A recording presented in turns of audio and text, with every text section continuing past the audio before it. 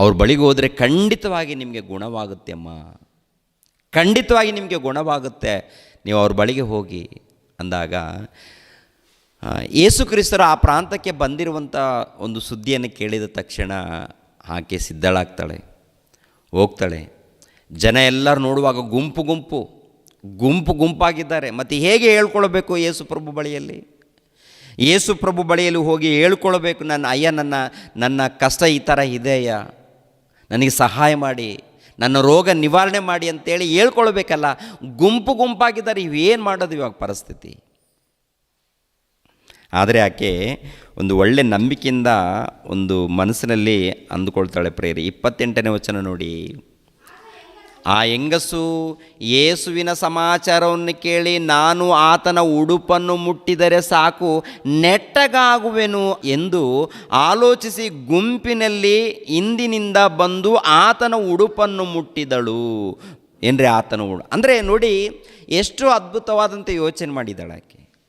ಒಟ್ಟಿನಲ್ಲಿ ಯೇಸು ಕ್ರಿಸ್ತರ ವಿಚಾರವನ್ನು ಕೇಳಿದ್ದಾಳೆ.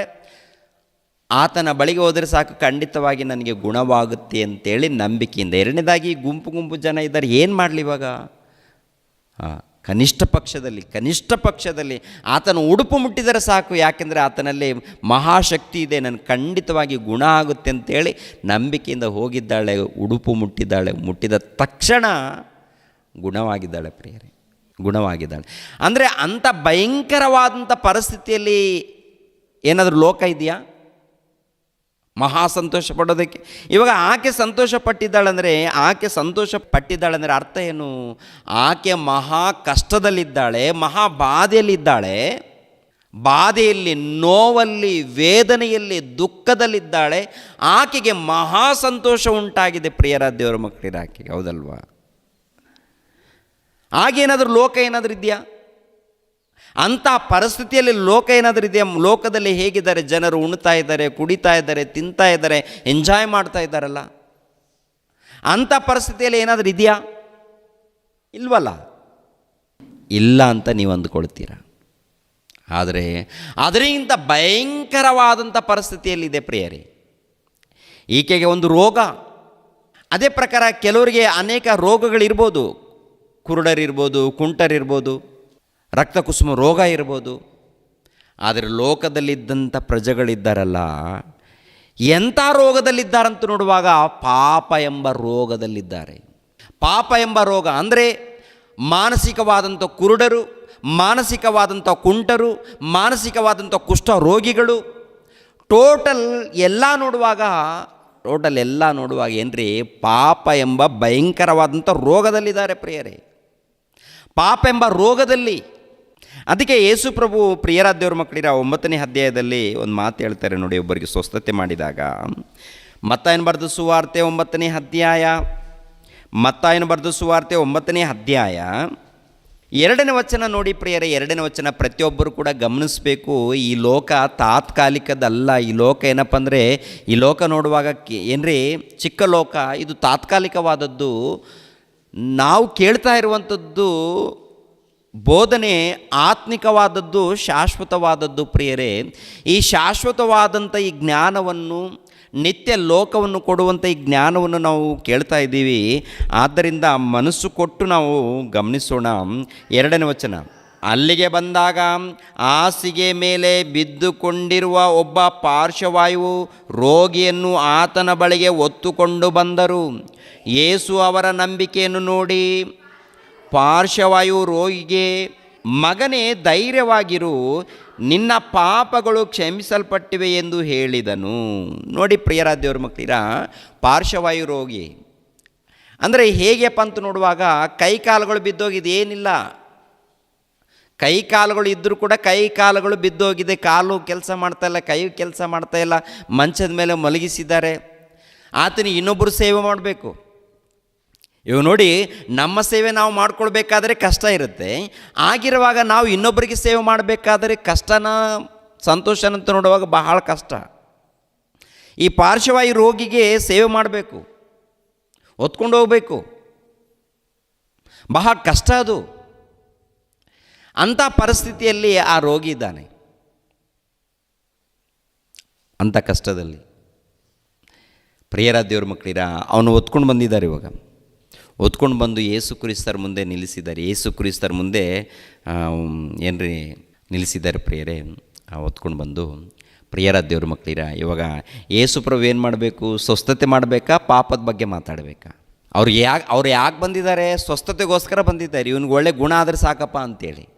ಇವಾಗ ಯೇಸುಪ್ರಭು ಮಾತಾಡುವಂಥದ್ದು ಏನಪ್ಪ ಅಂತ ನೋಡುವಾಗ, ಮಗನೇ ಧೈರ್ಯವಾಗಿರು, ನಿನ್ನ ಪಾಪಗಳು ಕ್ಷಮಿಸಲ್ಪಟ್ಟಿವೆ ಎಂದು ಹೇಳಿದನು. ನಿನ್ನ ಪಾಪಗಳು ಕ್ಷಮಿಸಲ್ಪಟ್ಟಿವೆ ಅಂತ ಹೇಳಿದ ತಕ್ಷಣ ಅಲ್ಲಿದ್ದ ಶಾಸ್ತ್ರಿಗಳಲ್ಲಿ ಕೆಲವರು ಇವನು ದೇವದೂಷಣೆ ಮಾಡುತ್ತಾನೆಂದು ತಮ್ಮೊಳಗೆ ಮಾತಾಡಿಕೊಂಡರು. ಯೇಸು ಅವರ ಆಲೋಚನೆಗಳನ್ನು ತಿಳಿದು, ನೀವು ಯಾಕೆ ನಿಮ್ಮ ಮನಸ್ಸಿನಲ್ಲಿ ಕೆಟ್ಟ ಆಲೋಚನೆಯನ್ನು ಮಾಡುತ್ತೀರಿ? ಯಾವುದು ಸುಲಭ, ನಿನ್ನ ಪಾಪಗಳು ಕ್ಷಮಿಸಲ್ಪಟ್ಟಿವೆ ಅನ್ನುವುದು, ಎದ್ದು ನಡೆ ಅನ್ನುವುದು? ಇದರಲ್ಲಿ ಯಾವುದು ಸುಲಭ? 12 ವರ್ಷ ರೋಗದಲ್ಲಿ, 12 ವರ್ಷ ರಕ್ತಕುಸುಮ ರೋಗದಲ್ಲಿ ಇದ್ದಂಥ ಆ ರೋಗಿಯನ್ನು ಗುಣ ಆಗಬೇಕಾದ್ರೆ ನನ್ನ ವಸ್ತ್ರ ಮುಟ್ಟಿದರೆ ಸಾಕು ಗುಣ ಆಗಿದೆ. ಈ ರೋಗ ಗುಣ ಮಾಡಬೇಕಂದ್ರೆ ಒಂದು ಮಾತು ಹೇಳಿದ್ರೆ ಸಾಕು ಗುಣ ಆಗುತ್ತೆ. ಪಾಪ ನಿವಾರಣೆ ಮಾಡಬೇಕು. ಪಾಪ ಹೋಗಿದೆ, ನಿನ್ನ ಪಾಪ ಕ್ಷಮಿಸಲ್ಪಟ್ಟಿದೆ ಅಂದರೆ, ನಿನ್ನ ಪಾಪಗಳು ಕ್ಷಮಿಸಲ್ಪಟ್ಟಿದೆ ಅಂದರೆ, ಈ ಪಾಪವನ್ನು ನಿವಾರಣೆ ಮಾಡಬೇಕಾದ್ರೆ, ಪಾಪವನ್ನು ತೊಲಗಿಸಬೇಕಾದ್ರೆ ಸುಲಭನಾ ಕಷ್ಟನಾ ಅದು ಏನ್ರಿ? ಇದು ನಮ್ಮ ಕ್ರೈಸ್ತ ಸಮಾಜಕ್ಕೆ ಅರ್ಥ ಆಗಿಲ್ಲ ರೀ. ನಮ್ಮ ಕ್ರೈಸ್ತ ಸಮಾಜಕ್ಕೆ ಇನ್ನೂ ಅರ್ಥ ಆಗಿಲ್ಲ. ಪಾಪದ ಬಗ್ಗೆ ಅರ್ಥನೇ ಆಗಿಲ್ಲ. ಪಾಪದ ಬಗ್ಗೆ ಮನವರಿಕೆ ಆಗಿಲ್ಲ. ರೋಗ ಅಂದರೆ, ಈ ಲೋಕದಲ್ಲಿ ಯೇಸುಪ್ರಭು ಬಂದಿದ್ದಾನೆಂದರೆ ರೋಗಗಳನ್ನು ಬಿಡುಗಡೆ ಮಾಡೋದಕ್ಕೆ ಬಂದಿದ್ದಾನೆ, ಉದ್ಯೋಗಗಳನ್ನು ಕೊಡೋದಕ್ಕೆ ಬಂದಿದ್ದಾನೆ, ಸಮಸ್ಯೆಗಳನ್ನು ಪರಿಹಾರ ಮಾಡೋದಕ್ಕೆ ಬಂದಿದ್ದಾನೆ. ಮತ್ತು ಸರ್ಕಾರ ಇದೆಯಲ್ಲ, ಉದ್ಯೋಗ ಕೊಡೋರು ಯಾರು? ಸರ್ಕಾರ ಕೊಡಲ್ವಾ? ನೀನು ಚೆನ್ನಾಗಿ ವಿದ್ಯಾವಂತನಾಗಿ ಚೆನ್ನಾಗಿ ಓದು, ಚೆನ್ನಾಗಿ ಕಷ್ಟಪಡು. ಈ ಲೋಕದಲ್ಲಿ ಕಷ್ಟಪಟ್ಟರೆ ಉದ್ಯೋಗ ಸಿಗುತ್ತಾ? ಸಿಗಲ್ವಾ? ಉದ್ಯೋಗ ಸಿಗುತ್ತೆ, ಸಂಪಾದನೆ ಮಾಡಿಕೊಳ್ಬೋದು, ಮನೆ ಕಟ್ಟಿಕೊಳ್ಳಬೋದು, ಎಲ್ಲ ಮಾಡಿಕೊಳ್ಬೋದು. ಈ ವಿಷಯವನ್ನು ದೇವರ ಬಳಿಯಲ್ಲಿ ನಾವು ಬಳಸ್ತಾ ಇರ್ತೀವಿ. ದೇವರ ಬಳಿಯಲ್ಲಿ ಯಾಕೆಂದರೆ ಇವೆಲ್ಲ ಚಿಕ್ಕ ಚಿಕ್ಕ ವಿಷಯ ತಾನೇ. ಚಿಕ್ಕ ಚಿಕ್ಕ ವಿಷಯವನ್ನು ತಂದು ದೇವರ ಬಳಿಯಲ್ಲಿ ಬಳಸಬೇಕಾ? ಒಂದು ಚಿಕ್ಕದೊಂದು ಮನೆ ಬಂದಿದೆ ಅಂತ ಸಂತೋಷ ಪಡಬೇಕಾ? ಚಿಕ್ಕದೊಂದು ಕಾರ್ ಬಂದಿದೆ ಅಂತೇಳಿ ಸಂತೋಷ ಪಡಬೇಕಾ? ಅದೇನಾ ಸಂತೋಷ? ಮನೆ ಬಂದಿದೆ ಎಂದು ಸಂತೋಷ, ಕಾರು ಬಂದಿದೆ ಎಂದು ಸಂತೋಷ, ಉದ್ಯೋಗ ಬಂದಿದೆ ಎಂದು ಸಂತೋಷ. ಇದೆಲ್ಲ ಕೂಡ ಏನಪ್ಪ ಅಂದರೆ ತಾತ್ಕಾಲಿಕವಾದಂಥ ಸಂತೋಷ ಬಿಟ್ಟರೆ ಪರಿಪೂರ್ಣವಾದಂಥ ಸಂತೋಷವಲ್ಲ ಪ್ರಿಯರೇ. ಇದೆಲ್ಲ ಕೂಡ ತಾತ್ಕಾಲಿಕವಾದದ್ದು. ದೇವರು ಕೊಡುವಂಥ ಸಂತೋಷ ಇದೆಯಲ್ಲ, ಮಹಾ ಸಂತೋಷ, ಅದು ಪರಿಪೂರ್ಣವಾದಂಥ ಸಂತೋಷ ಕೊಡೋದಕ್ಕೆ ಬಂದಿದ್ದಾರೆ. ಆ ಪರಿಪೂರ್ಣವಾದಂಥ ಸಂತೋಷವನ್ನು ನಾವು ಪಡ್ಕೊಳ್ಬೇಕಾದ್ರೆ, ನಾವು ಹೊಂದ್ಕೊಳ್ಬೇಕಾದ್ರೆ ಅದು ಹೇಗೆ ಉಂಟಾಗುತ್ತೆ ಅಂತ ನೋಡುವಾಗ ಪ್ರಿಯರ ದೇವ್ರ ಮಕ್ಕಳಿರ ಏನ್ರಿ, ಈ ಪಾಪದಿಂದ ಬಿಡುಗಡೆ ಹೊಂದಿ ರಕ್ಷಣೆ ಮಾರ್ಗದಲ್ಲಿ ಬರಬೇಕು. ಪಾಪದಲ್ಲಿ ಅಂದರೆ ಟೋಟಲ್ ಲೋಕದಲ್ಲಿ ಇದ್ದಂಥ ವ್ಯಕ್ತಿಗಳು ಪಾಪದಲ್ಲಿದ್ದಾರೆ. ಪಾಪದಲ್ಲಿ ಸತ್ತೋದರೆ ಅವರು ಒಂದೇ ಒಂದು ಕ್ಷಣ ನರಕಕ್ಕೆ ಹೋಗ್ತಾರೆ. ಒಂದೇ ಒಂದು ಕ್ಷಣದಲ್ಲಿ ಎಲ್ಲಿಗೆ ಹೋಗ್ತಾರೆ ಹೇಳಿ? ನರಕಕ್ಕೆ, ಯಾತನೆ ಪಡುವಂಥ ಸ್ಥಳಕ್ಕೆ ಹೋಗ್ತಾರೆ. ಈ ಲೋಕದಲ್ಲಿ ಕೋಟ್ಯಾಧೀಶ್ವರನಾಗಿರ್ಬೋದು, ಈ ಲೋಕದಲ್ಲಿ ಹಣ ಇದ್ದವನಾಗಿರ್ಬೋದು, ಈ ಲೋಕದಲ್ಲಿ ಎಷ್ಟು ದಿನ ಬದುಕಿದ್ದನು ಎಲ್ಲ ದಿನಗಳು ಸಂತೋಷದಿಂದ ಬದುಕಿರ್ಬೋದು. ಎಲ್ಲ ದಿನಗಳು ಸಂತೋಷ. ಎಷ್ಟು ದಿನಗಳಿದೆ ಈ ಲೋಕದಲ್ಲಿಪ್ಪ? ಎಷ್ಟು ದಿನಗಳು ನಾವು ಬದುಕ್ತೀವಿ ಪ್ರಿಯರೇ?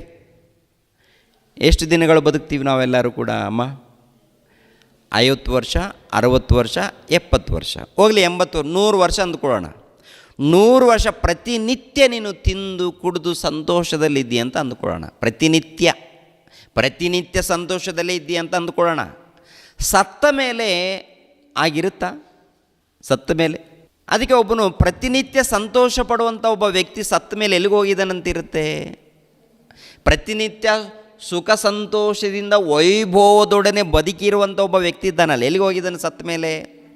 ಒಂದೇ ಒಂದು ಕ್ಷಣದಲ್ಲಿ ಯಾತನೆ ಪಡುವಂಥ ಸ್ಥಳಕ್ಕೆ ಹೋಗಿದ್ದಾನೆ. ಅಲ್ಲಿ ಹೋಗಿ ತಂದೆಯಾದ ಅಬ್ರಹಾಮನೇ, ನಾನು ಇಲ್ಲಿ ಯಾತನೆ ಪಡ್ತಾ ಇದ್ದೀನಿ, ದಯಮಾಡಿ ಲಾಜರನನ್ನು ಕಳಿಸಿಕೊಡು. ಅವನು ತನ್ನ ತುದಿ ಬೆರಳಿನಿಂದ ನೀರಿನಲ್ಲಿ ಅದ್ದಿ ನನ್ನ ನಾಲಿಗೆಯನ್ನು ತಣ್ಣಗೆ ಮಾಡಲಿಕ್ಕೆ ಅವನನ್ನು ಕಳಿಸಿಕೊಡು ಅಂದಾಗ ಅಬ್ರಹಾಮನ ಹೇಳುವಂಥ ಮಾತೇನು? ಮಗನೇ, ನೀನು ನಿನ್ನ ಜೀವಿತ ಕಾಲದಲ್ಲಿ ಪ್ರತಿನಿತ್ಯ ಸುಖ ಸಂತೋಷದಿಂದ ನೀನು ಬದುಕಿದ್ದೀಯಾ. ಲಾಜರನು ಕಷ್ಟವನ್ನು ಅನುಭವಿಸಿದ್ದಾನೆ. ಲಾಜರ್ನಿಗೆ ಏನಿದೆ ಅಂತ ನೋಡುವಾಗ ಪ್ರತಿನಿತ್ಯ ಸಂತೋಷ, ನಿನಗೇನಿದೆ ಅಂತ ನೋಡುವಾಗ ಪ್ರತಿನಿತ್ಯ ಬಾಧೆ. ಗೊತ್ತಲ್ವಾ ಅವ್ರ ಬಗ್ಗೆ? ಲೂಕನ ಬರೆದ ಸುವಾರ್ತೆ ನೋಡೋಣ ಈ ಸಂದರ್ಭದಲ್ಲಿ. ಲೂಕನ ಬರೆದ ಸುವಾರ್ತೆ 16ನೇ ಅಧ್ಯಾಯ 19ನೇ ವಚನ. 16-19. ಐಶ್ವರ್ಯವಂತನಾದ ಒಬ್ಬ ಮನುಷ್ಯನಿದ್ದನು. ಅವನು ಸಕಲಾತಿ ನಯವಾದ ನಾರುಮಡಿ ಮುಂತಾದ ವಸ್ತ್ರಗಳನ್ನು ಧರಿಸಿಕೊಂಡು ಪ್ರತಿದಿನವೂ ವೈಭವದೊಡನೆ ಸುಖ ಸಂತೋಷ ಪಡುತ್ತಿದ್ದನು. ಪ್ರತಿದಿನ ವೈಭವದೊಡನೆ ಸುಖ ಸಂತೋಷ. ಪ್ರತಿದಿನ ವೈಭವದೊಡನೆ ಸುಖ ಸಂತೋಷ. ಇವಾಗ ಸುಖ ಸಂತೋಷ, ಇವಾಗ ಯೇಸುಪ್ರಭು ಬಂದಿದ್ದು ಪ್ರತಿದಿನ ಭೂಲೋಕದಲ್ಲಿ ಸುಖ ಸಂತೋಷ ಪಡೋದಕ್ಕೆ, ಸುಖ ಸಂತೋಷವನ್ನು ಕೊಡೋದಕ್ಕೆ ಬಂದಿದ್ದಾನ? ಸುಖ ಸಂತೋಷ ಕೊಡೋದಕ್ಕೆ ಬಂದಿದ್ದಾನ? ಅಂದರೆ ಯೇಸು ಕ್ರಿಸ್ತರು ಹುಟ್ಟಿದಾಗ ಮಹಾ ಸಂತೋಷ ಉಂಟಾಗುವಂಥ ಒಂದು ಸಮಾಚಾರವನ್ನು ಹೇಳ್ತೀನಂತೆ ದೇವದೂತನು ಬಂದು ಹೇಳಿ ಹೋಗಿದ್ದಾರಲ್ಲ. ಆ ಸಂತೋಷ ಭೂಲೋಕದಲ್ಲಿ ಹುಟ್ಟುವಂಥ ಸಂತೋಷನ, ಭೂಲೋಕದಲ್ಲಿ ಹುಟ್ಟುವಂಥ ಸಂತೋಷ ಅಂದರೆ ದೊಡ್ಡ ದೊಡ್ಡ ಕೋಟ್ಯಾಧೀಶ್ವರ ಅವರು ಪ್ರತಿನಿತ್ಯ ಸಂತೋಷದಲ್ಲೇ ಇದ್ದಾರೆ. ಅವರು ಪ್ರತಿನಿತ್ಯ ಸಂತೋಷದಲ್ಲೇ ಇದ್ದಾರೆ ಅವರು. ಆ ರೀತಿ ಅಂದುಕೊಂಡ್ರೆ ಈ ವ್ಯಕ್ತಿ ಪ್ರತಿನಿತ್ಯ ಕೂಡ ಸಂತೋಷದಲ್ಲಿದ್ದಾನೆ. ಸಂತೋಷದಲ್ಲಿದ್ದಂತೆ ಈ ವ್ಯಕ್ತಿ ಸತ್ತೋಗ್ತಾನೆ. ಸತ್ತೋದ ಮೇಲೆ ಎಲ್ಲಿಗೆ ಹೋಗ್ತಾನೆ? ಒಂದೇ ಒಂದು ಕ್ಷಣದಲ್ಲಿ ಯಾತನೆ ಪಡುವಂಥ ಸ್ಥಳಕ್ಕೆ, ಪಾತಾಳಕ್ಕೆ ಹೋಗ್ತಾನೆ. ಅಲ್ಲಿ ಬಾಯಿ ಬಡ್ಕೊಳ್ತಾ ಇದ್ದಾನೆ. ತಂದೆಯಾದ ಅಬ್ರಹಾಮನೇ, ನನ್ನನ್ನು ಕನಿಕರಿಸು, ಈ ಯಾತನೆಯಲ್ಲಿ ಬಾಧೆ ಪಡ್ತಾ ಇದ್ದೀನಿ, ದುಃಖ ಪಡ್ತಾ ಇದ್ದೀನಿ, ನನಗೆ ನೋವಿದೆ, ಬಾಧೆ ಇದೆ ಅಂತೇಳಿ ಅಲ್ಲಿ ಹೋಗಿ ಏನ್ರಿ ಬಾಯಿ ಬಡ್ಕೊಳ್ತಾ ಇದ್ದಾನೆ. ಪ್ರಿಯರೇ, ದೊಡ್ಡ ಕೋಟ್ಯಾಧೀಶ್ವರ, ಭೂಲೋಕದಲ್ಲಿ ದೊಡ್ಡ ಐಶ್ವರ್ಯವಂತನು ಎಲ್ಲ ಇದೆ. ಪ್ರತಿನಿತ್ಯ ಸುಖ ಸಂತೋಷ ಪಡುತ್ತಿದ್ದನು ಎನ್ನುವಂಥ ಮಾತಿರುತ್ತೆ. ಸತ್ತ ಮೇಲೆ ಏನಾಗಿದೆ? ಒಂದೇ ಒಂದು ಕ್ಷಣದಲ್ಲಿ ಪಾತಾಳ ಲೋಕಕ್ಕೆ ಯಾತನೆ ಪಡುವಂಥ ಒಂದು ಸ್ಥಳ ಇದೆ, ಅಲ್ಲಿಗೆ ಹೋಗಿದ್ದಾನೆ. ಅಲ್ಲಿ ಬಾಯಿ ಬಡ್ಕೊಳ್ತಾ ಇದ್ದಾನೆ. ಇದು ಅರ್ಥ ಆಗಿದೆ ಅಂತ ನೋಡುವಾಗ, ಕೇಳಿದ್ದೀವಿ, ಬಿಟ್ಟಿದ್ದೀವಿ. ಈ ಕಡೆ ಕೇಳ್ತಾ ಇದ್ದೀವಿ, ಈ ಕಡೆ ಬಿಡ್ತಾ ಇದ್ದೀವಿ, ಈ ಕಡೆ ಕೇಳ್ತಾ ಇದ್ದೀವಿ, ಈ ಕಡೆ ಬಿಡ್ತಾ ಇದ್ದೀವಿ ನಾವೆಲ್ಲರೂ ಕೂಡ. ಅಂದರೆ ಸತ್ತ ಮೇಲೆ ಮತ್ತೊಂದು ಜೀವಿತದ ಬಗ್ಗೆ ಯಾರಿಗೂ ಅರ್ಥ ಆಗಿಲ್ಲ ಪ್ರಿಯರೇ. ಸತ್ತ ಮೇಲೆ ಮತ್ತೊಂದು ಬದುಕಿನ ಬಗ್ಗೆ, ಸತ್ತ ಮೇಲೆ ಇನ್ನೊಂದು ಜೀವಿತದ ಬಗ್ಗೆ ಯಾರಿಗೂ ಅರ್ಥ ಆಗಿಲ್ಲ. ನಿತ್ಯ ಜೀವಿತದ ಬಗ್ಗೆ ಯಾರಿಗೂ ಅರ್ಥ ಆಗಿಲ್ಲ. ಕೇವಲ ಈ ಲೋಕದ ಬಗ್ಗೆ, ಈ ಲೋಕದಲ್ಲಿ ಸಂತೋಷದ ಬಗ್ಗೆ ಆಲೋಚನೆ ಮಾಡ್ತಾ ಇದ್ದೀವಿ ನಾವೆಲ್ಲರೂ ಕೂಡ.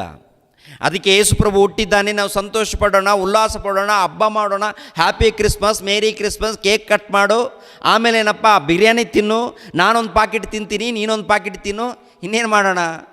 ಜೈ ಅನ್ನೋಣ, ಜೈ ಅಂದ್ಬಿಡೋಣ. ನರಕದಲ್ಲಿ ಬಾಯಿ ಹೊಡ್ಕೊಳ್ಳೋಣ. ಇಲ್ಲೇನು ಜೈ, ಅಲ್ಲೇನು ಬಾಯಿ ಬಡ್ಕೊಳ್ಬೇಕಾಗತ್ತೆ. ಇಲ್ಲಿ ಇಷ್ಟ ಬಂದಾಗೆ ತಿಂದು ಕುಡಿಯೋದಲ್ಲ, ಅಲ್ಲಿದೆ ನಿನ್ನ ಕೆಲಸ. ಇಲ್ಲೇನಿದೆಪ್ಪ, ಇಷ್ಟ ಬಂದಾಗೆ ತಿಂದಿದ್ದೀಯಾ, ಇಷ್ಟ ಬಂದಾಗೆ ಕುಡಿದಿದ್ದೀಯಾ, ನಮ್ಮ ಹಬ್ಬಪ್ಪ ಅಂತ ಹೇಳ್ಕೊಂಡಿದ್ದೀನಿ. ನಿಮ್ಮ ಹಬ್ಬನೇ, ಯಾಕೆ ಮಾಡಿದ್ದೀಯ ನಿಮ್ಮ ಹಬ್ಬ? ಕೆಲವರು ಮತ್ತರಿದ್ದಾರೆ ಪ್ರೇರ, ನಾವು ಸನಾತನ ಕ್ರೈಸ್ತರು ಅಂತ ಹೇಳ್ಕೊಳ್ತಾರೆ, ಮತ್ತಿನಲ್ಲಿದ್ದಾರೆ.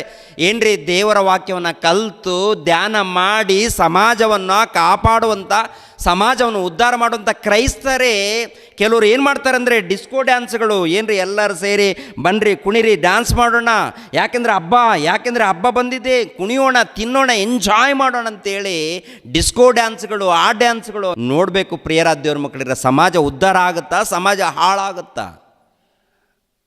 ಅಲ್ಲಿ ಸತ್ತೋಗಿರುವಂಥ ವ್ಯಕ್ತಿ ನೋಡುವಾಗ ಒಬ್ಬ ಐಶ್ವರ್ಯವಂತನು ಒಂದೇ ಒಂದು ಕ್ಷಣದಲ್ಲಿ ಪಾತಾಳಕ್ಕೆ ಹೋಗಿದ್ದಾನಲ್ಲಿ ಬಾಯಿ ಬಡ್ಕೊಳ್ತಾನೆ. ಯಾಕೆ? ಭೂಲೋಕದಲ್ಲಿ ಸುಖ, ನರಕದಲ್ಲಿ ಯಾತನೆ.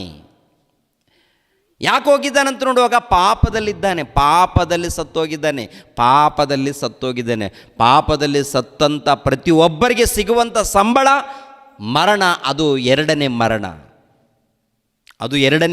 ಅದನ್ನು ತಪ್ಪಿಸ್ಬೇಕು, ಅಲ್ಲಿಂದ ಬಿಡಿಸ್ಬೇಕಲ್ಲ.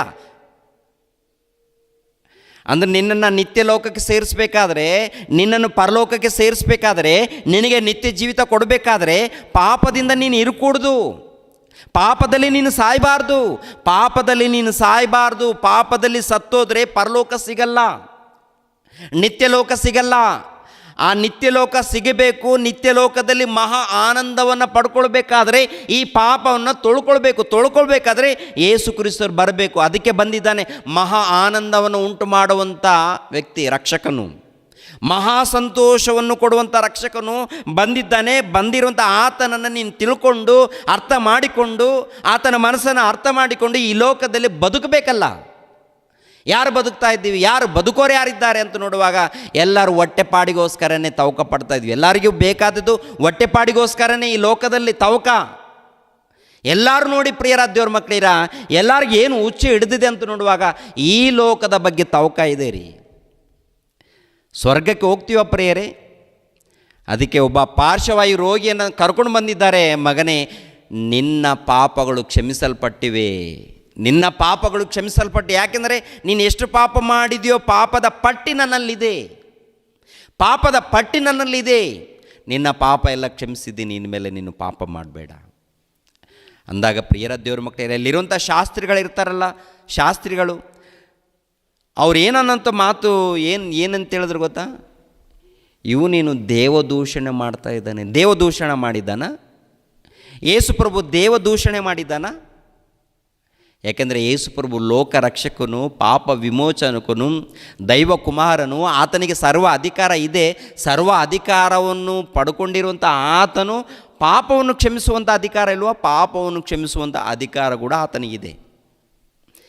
ಎರಡನೇದಾಗಿ, ಲೋಕದಲ್ಲಿದ್ದಂಥ ಪ್ರತಿ ಮನುಷ್ಯರಿಗೆ ಪಾಪ ಕ್ಷಮಾಪಣೆ ಬರಬೇಕಾದ್ರೆ ಆತನು ಬಲಿಯಾಗಬೇಕು. ಯಾಕೆಂದರೆ ಅಲ್ಲಿ ಒಂದು ಮಾತು ಬಳಸ್ತಾನಲ್ಲ, ಏನದು ಒಂದು ಮಾತದು? ಇವನು ತನ್ನ ಮಂಚವನ್ನು ಎತ್ಕೊಂಡು ಹೋಗಲಿ ಅನ್ನುವಂಥದ್ದು ಸುಲಭನ? ತನ್ನ ಹಾಸಿಗೆಯನ್ನು ಎತ್ಕೊಂಡು ಹೋಗಲಿ ಅಂತ ಹೇಳುವಂಥದ್ದು ಸುಲಭನ? ಅಥವಾ ಪಾಪಗಳು ಕ್ಷಮಿಸಲ್ಪಟ್ಟಿವೆ ಎಂದು ಹೇಳುವಂಥದ್ದು ಸುಲಭನ? ತನ್ನ ಹಾಸಿಗೆಯನ್ನು ಹೊತ್ಕೊಂಡು ಹೋಗು ಎನ್ನುವಂಥದ್ದು ಸುಲಭ, ದೊಡ್ಡ ಕೆಲಸ ಅಲ್ಲ ಅದು. ರೋಗ ನಿವಾರಣೆ ಮಾಡುವಂಥದ್ದು ದೇವರಿಗೆ ಸುಲಭ, ದೊಡ್ಡ ಕೆಲಸ ಅಲ್ಲ. ಆದರೆ ಪಾಪ ಎಂಬ ರೋಗ ಇದೆಯಲ್ಲ, ಇದನ್ನು ನಿವಾರಣೆ ಮಾಡಬೇಕಾದ್ರೆ ಆತನು ಬಲಿಯಾಗಬೇಕು. ಯಾರು? ಯೇಸು ಕ್ರಿಸ್ತರು ರಕ್ತ ಸುರಿಸಬೇಕು, ಯೇಸು ಕ್ರಿಸ್ತರು ಪ್ರಾಣ ತ್ಯಾಗ ಮಾಡಬೇಕು, ಯೇಸು ಕ್ರಿಸ್ತರು ಶಿಲುಬೆ ಮರಣ ಹೊಂದಬೇಕು, ಯೇಸು ಕ್ರಿಸ್ತರು ಶಿಲುಬೆ ಮರಣ ಹೊಂದಬೇಕು. ಶಿಲುಬೆ ಮರಣ ಹೊಂದಿದರೆ ಈ ಲೋಕಕ್ಕೆ ಪಾಪ ಕ್ಷಮಾಪಣೆ ಎನ್ನುವಂಥ ಮಾರ್ಗ ಬರುತ್ತೆ. ಈ ಲೋಕಕ್ಕೆ ರಕ್ಷಣೆ ಮಾರ್ಗ, ಈ ಲೋಕಕ್ಕೆ ಪಾಪ ಕ್ಷಮಾಪಣೆ ಎನ್ನುವಂಥ ಮಾರ್ಗ. ಆ ಪಾಪ ಕ್ಷಮಾಪಣೆ ಮಾರ್ಗದಲ್ಲಿ ನಾವು ಬಂದರೆ, ನಮ್ಮ ಪಾಪಗಳನ್ನು ತೊಳ್ಕೊಂಡು ಆ ಮಾರ್ಗದಲ್ಲಿ ಬಂದರೆ ಆವಾಗ ಪ್ರಿಯರ ದೇವ್ರ ಮಕ್ಕಳಿಗೆ ರಕ್ಷಣೆ ಸಿಗುತ್ತೆ. ಈ ರಕ್ಷಣೆ ಮಾರ್ಗದಲ್ಲಿ ಸಾಯೋ ತನಕ ನಡೆದರೆ, ಒಂದು ವೇಳೆ ಸತ್ತೋದ್ರೆ ಏನ್ರಿ, ರಕ್ಷಣೆ ಮಾರ್ಗದಲ್ಲಿ ನಡೆದು ಸತ್ತೋದ್ರೆ ಆವಾಗ ಪ್ರಿಯರ ದೇವ್ರ ಮಕ್ಕಳಿನ ಪರಲೋಕವನ್ನು ಪಡ್ಕೊಳ್ತೀವಿ. ಪರಲೋಕವನ್ನು ಪಡೆದುಕೊಳ್ಳೋದಕ್ಕೆ ಪರದೇಶಿಗೆ ಹೋಗ್ತೀವಿ. ಪರದೇಶಿಯಲ್ಲಿ ಯಾವಾಗಲೂ ಸಂತೋಷ ಇರುತ್ತೆ. ಏನ್ರಿ, ಯೇಸು ಕ್ರಿಸ್ತರು ಎರಡನೇ ಆಗಮನ ಬಂದಾಗ, ಏನ್ರಿ ಎರಡನೇ ಆಗಮನ ಬರುತ್ತಲ್ವ, ಆವಾಗ ಪ್ರತಿಯೊಬ್ಬರಿಗೆ ಪರಲೋಕ. ಆ ಪರಲೋಕದಲ್ಲಿ ಮಹಾ ಆನಂದ, ಯಾವಾಗಲೂ ಆನಂದ, ಯಾವಾಗಲೂ ಸಂತೋಷವಾಗಿರ್ತೀವಿ ಪ್ರಿಯರ ದೇವ್ರ ಮಕ್ಕಳು. ಯಾವಾಗಲೂ ಅಂದರೆ ಎಷ್ಟು ಕೋಟಿ ವರ್ಷ, ಎಷ್ಟು ಕೋಟಿ ವರ್ಷಗಳಂದರೆ ಒಂದು ಸಾರಿ ಆಲೋಚನೆ ಮಾಡಿ. ಕೋಟ್ಯಾನುಕೋಟಿ ವರ್ಷಗಳು, ಎಷ್ಟು ವರ್ಷಗಳಾದರೂ ಕೂಡ ಏನ್ರಿ ಅಲ್ಲಿ ಮುಕ್ತಾಯವಿಲ್ಲ, ಕೊನೆಯಿಲ್ಲ, ಕೊನೆಯಿಲ್ಲ. ಆತ್ಮ ಸಾಯುವುದಿಲ್ಲ, ಬೆಂಕಿ ಹಾರುವುದು. ನರಕಕ್ಕೆ ಹೋದರೆ ಅಲ್ಲಿ ಕೊನೆಯಿಲ್ಲ, ಸ್ವರ್ಗಕ್ಕೆ ಹೋದರೆ ಇಲ್ಲೂ ಕೂಡ ಮುಕ್ತಾಯವಿಲ್ಲ. ಯಾವಾಗಲೂ ಆನಂದ, ಯಾವಾಗಲೂ ಸಂತೋಷ. ಅಂಥ ಸಂತೋಷವನ್ನು ಕೊಡೋರು ಯಾರಪ್ಪ ಅಂತ ನೋಡುವಾಗ ಯೇಸು ಕ್ರಿಸ್ತರು. ಶಾಶ್ವತವಾದಂಥ ಸಂತೋಷ, ಪರಿಪೂರ್ಣವಾದಂಥ ಸಂತೋಷವನ್ನು ಪಡ್ಕೊಳ್ಬೇಕು. ಅದು ಯಾರು ಕೊಡುವಂಥದ್ದು? ಯೇಸು ಕ್ರಿಸ್ತರು ಕೊಡುವಂಥದ್ದು. ಅದಕ್ಕೆ ಯೋಹಾನನು ಬರೆದ ಸುವಾರ್ತೆಯಲ್ಲಿ ಒಂದು ಮಾತಿರುತ್ತೆ, ಅದನ್ನು ನೋಡೋಣ. ಯೋಹಾನನು ಬರೆದ ಸುವಾರ್ತೆ 15ನೇ ಅಧ್ಯಾಯ 11ನೇ ವಚನವನ್ನು ನೋಡಿ ಪ್ರಿಯರೇ. ಯೋಹಾನನು ಬರೆದ ಸುವಾರ್ತೆ 15:11. ನನ್ನಲ್ಲಿರುವ ಆನಂದವು ನಿಮ್ಮಲ್ಲಿಯೂ ಇರಬೇಕೆಂತಲೂ, ನಿಮ್ಮ ಆನಂದವು ಪರಿಪೂರ್ಣವಾಗಬೇಕೆಂತಲೂ ಇದನ್ನೆಲ್ಲ ನಿಮಗೆ ಹೇಳಿದ್ದೇನೆ. ಅಂದರೆ ನನ್ನಲ್ಲಿರುವ ಆನಂದವು ನಿಮ್ಮಲ್ಲಿಯೂ ಇರಬೇಕೆಂತಲೂ, ನಿಮ್ಮ ಆನಂದವು ಪರಿಪೂರ್ಣವಾಗಬೇಕು. ನಿಮ್ಮ ಆನಂದವು ಮಹಾ ಆನಂದ, ಮಹಾ ಸಂತೋಷವೆನ್ನುವಂಥದ್ದು ಇದೆಯಲ್ಲ, ನಾನು ಕೊಡೋದಕ್ಕೆ ಬಂದಿದ್ದೀನಿ, ಅದು ನೀವು ಪಡ್ಕೊಳ್ಳಿ. ಅದು ನೀವು ಪರಿಪೂರ್ಣವಾಗಿ ಪಡ್ಕೊಳ್ಬೇಕು. ಪರಿಪೂರ್ಣ. ಈ ಲೋಕದಲ್ಲಿ ಏನ್ರಿ, ಈ ಲೋಕದಲ್ಲಿ ಸಂತೋಷ ಆನಂದ ಇರುತ್ತಾ? ಈ ಲೋಕದಲ್ಲಿ ಸಂತೋಷ ಎನ್ನುವಂಥದ್ದು, ದುಃಖ ಎನ್ನುವಂಥದ್ದು ಎರಡೂ ಕೂಡ ಏನ್ರಿ ಚಕ್ರಗಳ ಹಾಗೆ ಇರುತ್ತೆ ರೀ ಪ್ರಿಯರ ದೇವ್ರ ಮಕ್ಕಳಿನ. ಬೈಕ್ ಇದೆಯಲ್ವ, ಬೈಕಿಗೆ ಎಷ್ಟು ಚಕ್ರಗಳಿದೆ? 2 ಚಕ್ರಗಳಿದೆ, ಹೌದಲ್ವ? ಕಾರಿಗೆ 4 ಚಕ್ರಗಳಿರ್ಬೋದು, ಇನ್ನು ಲಾರಿಗೆ ಒಂದು 10 ಚಕ್ರ ಇರ್ಬೋದು, ಬಸ್ಸಿಗೆ 10 ಚಕ್ರ ಇರ್ಬೋದು. ಒಟ್ಟಿನಲ್ಲಿ 2 ಸೈಡಲ್ಲಿ ಚಕ್ರಗಳಿರಬೇಕಾ? 2 ಸೈಡಲ್ಲಿ ಇರಬೇಕಾ? ಇವೇನಪ್ಪ ಅಂತ ನೋಡುವಾಗ ನಮ್ಮ ಜೀವಿತದಲ್ಲಿ ಕಷ್ಟ ಸುಖಗಳು ಎನ್ನುವಂಥದ್ದು 2 ಇರುತ್ತೆ ಮನೆಯಲ್ಲಿ ಕೊನೆ ತನಕ. ಅಂದರೆ ನಮಗೆ ಯಾವಾಗಲೂ ಸುಖ ಬೇಕು ಅಂದರೆ ಸುಖ ಇರಲ್ಲ, ಆಲೋಚನೆ ಮಾಡೋಣ, ತಪ್ಪೇನಿಲ್ಲ. ಆದರೆ ಅದನ್ನು ಆಶಿಸ್ಕೊಂಡು ಸುಖ ಸುಖ ಅಂತೇಳಿ ಎದುರು ನೋಡ್ತಾ ಇದ್ದರೆ ಸುಖ ನಿಮ್ಮ ಹತ್ರ ಬರೋದೇ ಇಲ್ಲ, ಓಡೋಗ್ತಾ ಇರುತ್ತೆ. ಬಂದಾಗ ಅನುಭವಿಸ್ರಿ, ಇಲ್ಲ ಅಂದರೆ ದೇವರು ಧ್ಯಾನದಲ್ಲಿರಿ ಪ್ರಿಯರೇ. ಬರುತ್ತಾ ದೇವರು ಸ್ತೋತ್ರ ಹೇಳಿ, ಹಬ್ಬ ಎಷ್ಟು ಚೆನ್ನಾಗಿ ಕೊಟ್ಟಿದ್ದೀರಿ ದೇವರು, ನಿಮ್ಗೆ ಸ್ತೋತ್ರ ದೇವರೇ. ಪ್ರಿಯರ ದೇವ್ರ ಮಕ್ಕಳಿರ, ಇವಾಗ ಶೋಧನೆಗಳು ಕಷ್ಟಗಳಿರುತ್ತೆ. ನಮಗೊಂದು ಸಂತೋಷ ಏನಪ್ಪ ಅಂತ ನೋಡೋ, ಮನೆಯಲ್ಲಿ ನನ್ನ ಮೊಮ್ಮಗ ಬಂದು ಆ ಕಡೆ ಈ ಕಡೆ ತಿರುಗಾಡ್ತಾ ಇರ್ತಾನೆ, ತಾತ ಬರ್ತಾ ಎಷ್ಟು ಆನಂದ ಅಂದರೆ ಎಷ್ಟು ಕೋಟಿ ಕೊಟ್ಟರು ಕೂಡ ಆ ಆನಂದ ಸಿಗಲ್ಲ. ಮೊಮ್ಮಗನ ಇನ್ನು ಬೇರೆ ಮಕ್ಕಳು ಬಂದು ತಾತ ಅಂದ್ರೆ ಅದೊಂದು ರೀತಿಯಲ್ಲಿ ಇರುತ್ತೆ ವಿನಃ ಸ್ವಂತ ಮೊಮ್ಮಗನೇ ಬಂದು ತಾತಯ್ಯ ಅಂದ್ರೆ ಅದು ಹೆಂಗಿರುತ್ತೆ ಹೇಳಿ? ತಂದೆಗೆ ಬಂದು ಅಪ್ಪಾಜಿ ಅಂತ, ತಂದೆಗೆ ಬಂದು ಅಪ್ಪ ಅಂತ ಒಂದು ರೀತಿಯಲ್ಲಿ ಕರೆದಾಗ ಹೇಗಿರುತ್ತೆ ಹೇಳಿ? ತಾಯಿಗೊಂದು ಅಂಥ ಆನಂದ, ಒಂದು ರೀತಿಯಲ್ಲಿ ಆನಂದ, ಇನ್ನೊಂದು ರೀತಿಯಲ್ಲಿ ಕಷ್ಟಗಳು, 2 ಇರುತ್ತೆ ಪ್ರಿಯರ ದೇವ್ರ ಮಕ್ಕಳಿಗೆ. ಅಂದರೆ ಈ ಲೋಕದಲ್ಲಿ ಕಷ್ಟ ಸುಖ ಅನ್ನೋದು 2 ಜೊತೆಯಾಗಿರುತ್ತೆ. ಅದು ಇದೆ ಅಂತ, ಕಷ್ಟ ಇದೆ ಅಂತೇಳಿ ದುಃಖದಲ್ಲಿರೋದು ಬೇಡ, ಸುಖವಾಗಿದ್ದೀವಿ ಅಂತೇಳಿ ಯಾವಾಗಲೂ ಸಂತೋಷ ಪಡೋದು ಆನಂದ ಪಡೋದು ಕೂಡ ಬೇಡ ಪ್ರಿಯ. ಇದೆಯಾ ದೇವ್ರ ಸ್ತೋತ್ರವಾಗಲಿ. ಆದರೆ ಪ್ರಿಯರೇ, ಯಾವಾಗಲೂ ದೇವರ ಧ್ಯಾನದಲ್ಲಿ ಭಕ್ತಿಯಲ್ಲಿ ಸೇವೆಯಲ್ಲಿದ್ದಾಗ ಮಹಾ ಆನಂದವು ಎನ್ನುವಂಥದ್ದು ಎಲ್ಲಿ ಸಿಗುತ್ತೆ? ಪರಲೋಕದಲ್ಲಿ ಸಿಗುತ್ತಾ? ಈ ಲೋಕದಲ್ಲಿರುತ್ತೆ? ಈ ಲೋಕದಲ್ಲಿ ಪ್ರಿಯರ ದೇವ್ರ ಮಕ್ಕಳಿಗೆ ಏನಿಲ್ಲ. ಇವಾಗ ಮರಿಯಮ್ಮಳಿಗೆ ಆಶೀರ್ವಾದ ಬರುತ್ತೆ. ಎಂಥ ಆಶೀರ್ವಾದ ಅಂತ ನೋಡುವಾಗ, ದಯಾ ಪ್ರಾಪ್ತಳೆ, ನಿನಗೆ ಶುಭವಾಗಲಿ, ದೇವರ ದಯ ಹೊಂದಿದವಳೆ ನಿನಗೆ ಶುಭವಾಗಲಿ. ಮರಿಯಳೇ, ದೇವರ ದಯ ಹೊಂದಿದವಳೆ ನಿನಗೆ ಶುಭವಾಗಲಿ. ಏನಾಗಿದೆ ಅಂತ ನೋಡುವಾಗ, ಯೋಸೇಫನಿಗೆ ನಿಶ್ಚಿತಾರ್ಥವಾಗಿದೆ ಪ್ರಿಯರೇ, ಯೋಸೇಫನಿಗೆ ನಿಶ್ಚಿತಾರ್ಥವಾಗಿದೆ. ನಿಶ್ಚಿತಾರ್ಥವಾದ ಮೇಲೆ ದರ್ಶನ ಬಂದಿದೆ.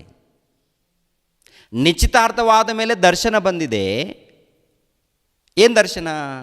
ಅಮ್ಮ, ನೀನೊಬ್ಬ ಮಗನನ್ನು ಅಡಿತೀಯಮ್ಮ. ನೋಡಿ ಒಂದು ಸಾರಿ ಲೂಕನ ಬರೆದ ಸುವಾರ್ತೆ 1ನೇ ಅಧ್ಯಾಯ 26ನೇ ವಚನ. 6ನೆಯ ತಿಂಗಳಲ್ಲಿ ದೇವರು ಗಬ್ರಿಯೇಲನೆಂಬ ತನ್ನ ದೂತನನ್ನು ಗಲಿಲಾಯ ಸೀಮೆಯ ನಜರೇತ್ ಎಂಬ ಊರಿಗೆ ಒಬ್ಬ ಕನ್ಯೆಯ ಬಳಿಗೆ ಕಳಿಸಿದನು. ಆ ಕನ್ಯೆಯ ಹೆಸರು ಮರಿಯಳು.